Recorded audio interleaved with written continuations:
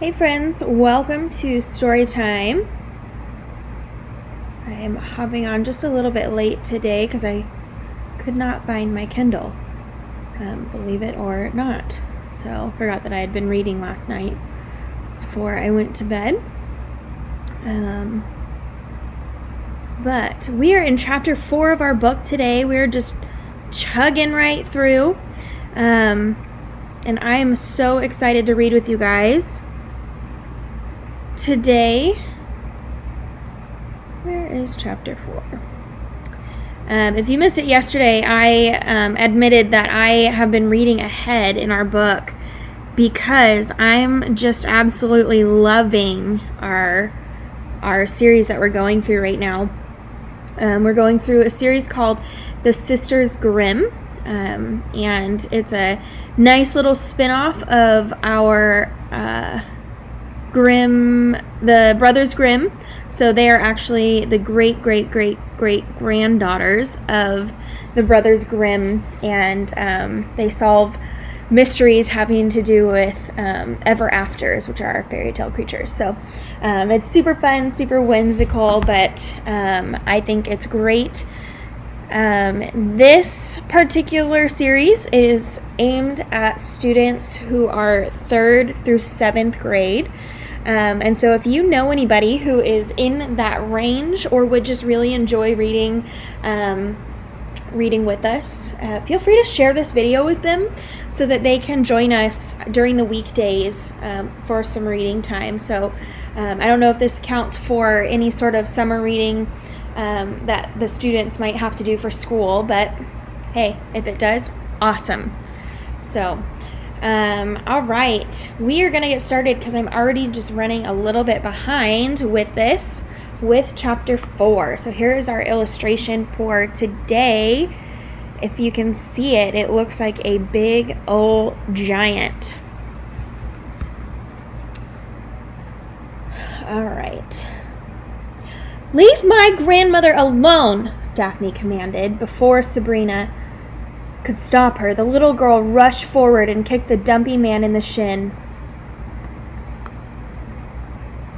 He cried out in pain and rubbed his leg. Mrs. Grimm then hit him on the top of his head with her heavy book-filled handbag.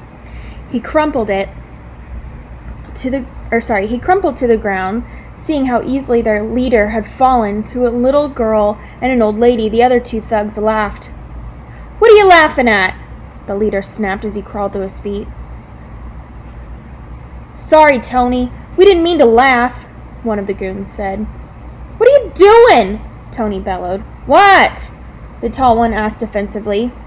"You told her my name. We all agreed that we were going to keep our identity secret." The tall one shrugged. "Sorry, Tony, I didn't think." "Steve, you just did it again," the other thug pointed out. "You did it too," Tony shouted. "You just told him Steve's name." "Who cares?" Steve said. "Because they can identify us to the cops," Tony complained as he turned his attention back to Mrs. Grimm. He raised his heavy crowbar above his head and snarled, "Now we have to kill him." "Easier said than done," a voice said from behind them. Sabrina and Daphne turned to see Mr. Canis emerge from the shadows with Elvis close behind. "Look out! Here comes her boyfriend," Steve laughed. "You want me to handle him, Bobby?" "Shut up, both of you!" Tony shouted. Why don't you idiots just give them our addresses and phone numbers too?" "If you run off now, no one will get hurt," Canis offered. His voice was powerful and hard, but the thugs just chuckled. Even Sabrina could tell that frail old Mr. Canis wasn't going to be able to stop them. Sometimes he looked as if his own clothes were too heavy for him to wear. Sabrina realized now would be a great time to grab her sister and make their escape, but it didn't feel right. The old woman and her feeble friend needed their help. She would have to do something herself, find a weapon, a rock, a stick, anything that she could use to fight the men off. But the pathway was as clean of debris as was people. Girls, get behind Elvis, please, Mr. Canis said, taking their hands and pulling them back so that the Great Dane was between them and trouble. Enough of this. Get 'em! Tony ordered, and Bobby and Steve lunged at Mr. Canis. Sabrina was sure that they had seen the last of the old man, but he caught both of the men by the throat, one in each hand, and lifted them off the ground, holding them aloft as their feet dangled and kicked. Even more shocking was the loud guttural growl the old man released when he tossed the two thugs, sending them sprawling across the cold concrete ground. For 10 yards they thumped and bounced, groaning with each painful smack against the pavement. All right, if that's the way you want to play it, Tony threatened as he pushed Mrs. Grimm roughly to the ground. He swung his iron bar wildly at Mr. Canis and rushed forward, but the old man quickly stepped sideways and tripped him, sending the thug to the pavement with his friends. Tony leaped up and rushed at Mr. Canis again, only to feel the same painful results. Hurry, girls, we should get to safety, Mrs. Grimm said, as she got up and led them away from the fight. Elvis trotted alongside them, barking warnings at the goons not to follow. When they got to the car, Daphne climbed in, but anxiously peered out the windows. After several minutes, Mr. Canis had still not joined them. We shouldn't have left him. There were 3 of them, Granny. He can't fight them all, the little girl said, with tears running down her cheeks. Before Mrs. Grimm could calm her down, the car door opened, and Mr. Canis crawled behind the wheel. He was completely unharmed, and oddly, he had a little grin on his face. See, Leadlings, he's just fine, the old woman said. She turned to Mr. Canis. The girls were worried about you. The old man turned in his seat and looked back at Sabrina and Daphne. He was his same painfully thin, watery-eyed old self. Daphne leaned forward and planted a kiss on his cheek. His face turned red with embarrassment. Don't you ever do that again, she commanded as she hugged him tightly and then sat back into her seat. Mr. Canis nodded in agreement. I, for one, am thrilled at what's transpiring, Mrs. Grimm said, taking out her notepad and pen. She began jotting notes frantically. Sabrina was shocked. Thrilled? We were almost killed! Killed? Oh, Mr. Canis, doesn't she remind you of Basil? Mrs. Grimm tittered. Mr. Canis nodded. No, I think we have cause to celebrate, the old woman continued. What, did you find a clue? Daphne asked. No, not at all. Then what's to celebrate? Sabrina said. We're getting close, Lieblings. When they send the goons, the bad guys are getting nervous. So, what now? Daphne asked. We'll follow these goons back to their hideout. What? Why would we do that? Sabrina cried, remembering Tony and his crowbar. Because they're going to lead us right back to their boss. Ladies, we're going on a stakeout. Mr. Canis managed to find the thugs' car in no time, and he trailed them at a distance, which had to be pretty great considering the noise coming from Mrs. Grimm's old rust bucket. Driving high into the hills overlooking Ferryport Landing, they passed no other cars, just a few deer wandering by the road in the fading light. But Sabrina wasn't enjoying the scenery. She was a nervous wreck. She had already worried about Mrs. Grimm's sanity based on the ridiculous fairy tale story she had told earlier that day. Now the crazy old woman had them chasing 3 dangerous men. She wanted to kick herself for not escaping when they had the chance, and decided that she and Daphne would make a run for it as soon as possible. Eventually, the thug's car pulled into the empty driveway of a small mountain cabin. Mr. Canis turned the engine and lights off and let the car coast along the road until they found a dense growth of trees to park behind. When they came to a stop, Mrs. Grimm opened up her handbag, fumbled through it, and took out a pair of odd-looking binoculars. What are those? Daphne asked. They're binoculars for nighttime. They're called infrared goggles. I thought they might come in handy tonight, the old woman said as she handed them to Daphne. Want to take a peek? Daphne took the goggles and raised them to her eyes. Ugh, that's horrible! Sabrina looked out the window and saw nothing. What? What do you see? She asked nervously. You! The little girl giggled. Here, take a look. The older girl stuck out her tongue and took the goggles from her sister. When she looked through them, the darkness became illuminated in green light, and she saw that the 3 thugs going into the cabin. "Let's see who else turns up," Mrs. Grimm said. "Sabrina, would you mind letting Elvis out? He probably needs to stretch his legs." Sabrina handed Mrs. Grimm the goggles and opened the door. Elvis lumbered out, causing the car to make noises that sounded like squeals of delight. With the door open, the girls could have easily made a break for it, using the woods for cover as they made their escape, but Daphne was leaning on the front seat asking questions. "Granny Relda, are all the fairy tales true?" "Almost all of them, but some are just bedtime stories to get kids to go to sleep.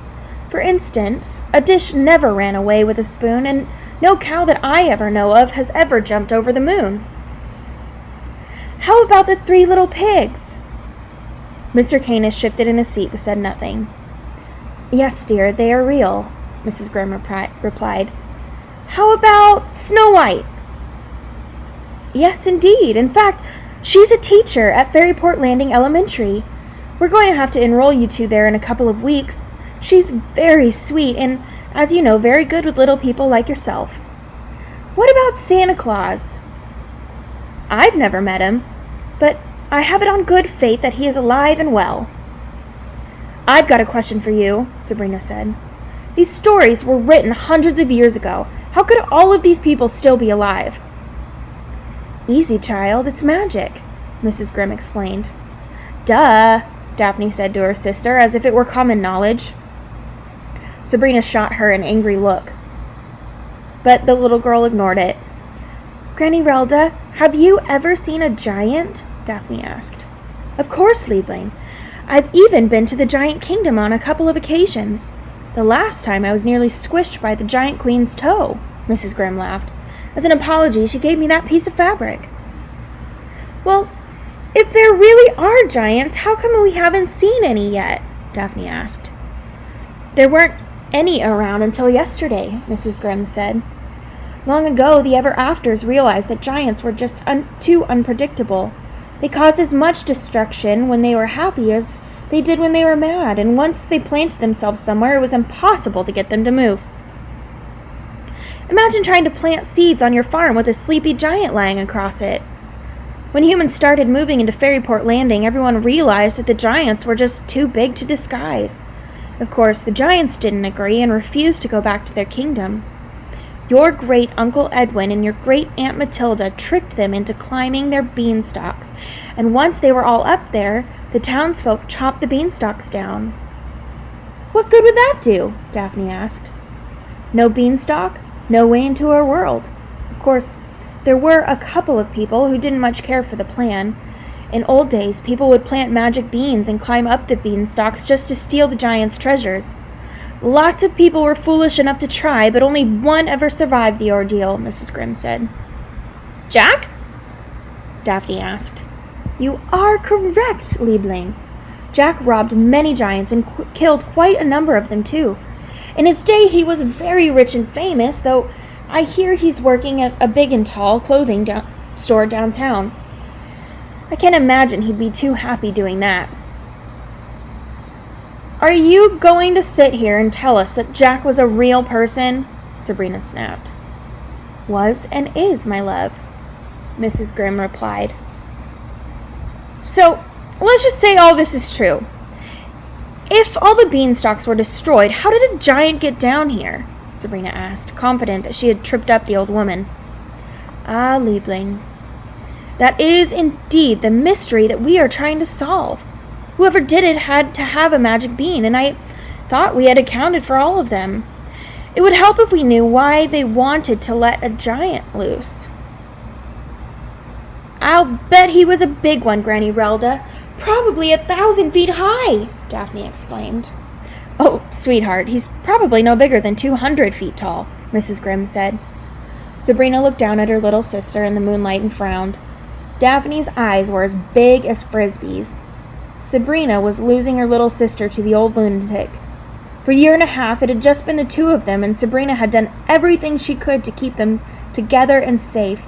She had protected her sister from nasty Mrs. Smirt, The horrible kids in the orphanage and all those foster parents, and now she was unable to protect her from a crazy old woman. Just then, Elvis let out a low growl. "Someone's coming," Mrs. Grimm warned as headlights flashed behind them. "Everyone get down." They all huddled under the windows as a car passed and headed towards the cabin. When it was far enough away, they lifted their heads. "I don't think he saw us," Daphne said. The old woman lifted the goggles to her eyes. "Well, Sabrina, we've got more evidence for your theory. That's Mayor Charming's car," Mrs. Grimm said. "I didn't expect to see him here." Mr. Canis rolled his window down and sniffed the cool mountain air. Then, as if he had smelled something foul, his nose curled up. The odd thing was that Elvis, who was sitting outside of Mr. Canis's window, had the same expression. The two of them were smelling something they didn't like. "Charming is knocking on the door," Mrs. Grimm reported. Mr. Canis turned his seat. "Child, open your door. The dog should get back into the car." Daphne opened her door and called for Elvis, but the Great Dane stood motionless, sniffing the air as if he was dedicating all his attention to it. "They're talking," the old woman continued, still looking through her goggles. "Get into the car, dog," Mr. Canis called sternly. Elvis turned to face him, but kept sniffing. "Wait a minute. Charming is running to his car. Something's got him spooked," Mrs. Grimm remarked. "And you won't believe who's with him."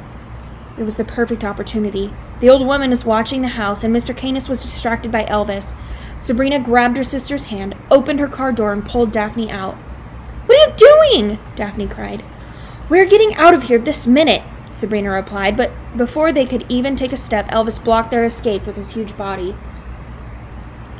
"Come on, you big flea hotel, get out of the way," Sabrina shouted, but the dog refused to budge. "Don't call him a flea hotel," Daphne scolded. "He's sensitive." Elvis let out a horrible whine. It was followed by an earth-shaking thump that sent the girls tumbling to the ground. "What was that?" Sabrina asked, trying to stand up. "Girls, get in the car," Mr. Canis urged. His face looked serious and dark. "We're not going anywhere with you," Sabrina cried as she got to her feet. "Lieblings, please, something is coming," Mrs. Grimm begged. "Something is coming? What does that mean? Enough with your stories, okay?" Sabrina yelled. "You're just trying to scare us and give my sister nightmares so that maybe we'll be too frightened to leave you."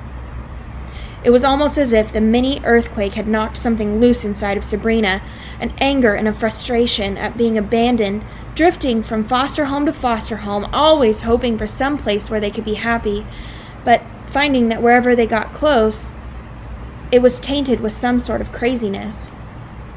"Sabrina, we can discuss this at another time. Please, get in the car," Mrs. Grimm pleaded once more.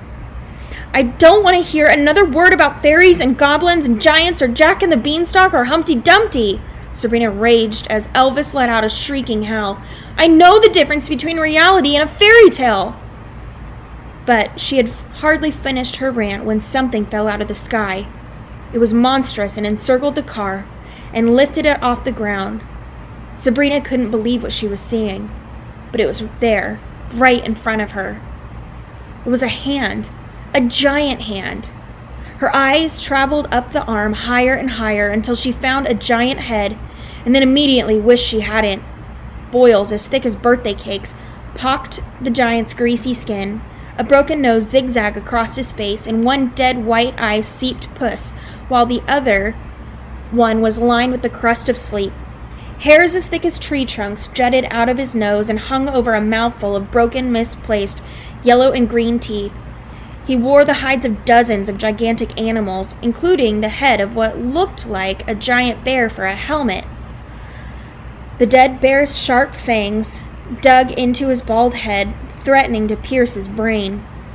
His boots were made from more hides, and tangled in the laces were several unfortunate saplings.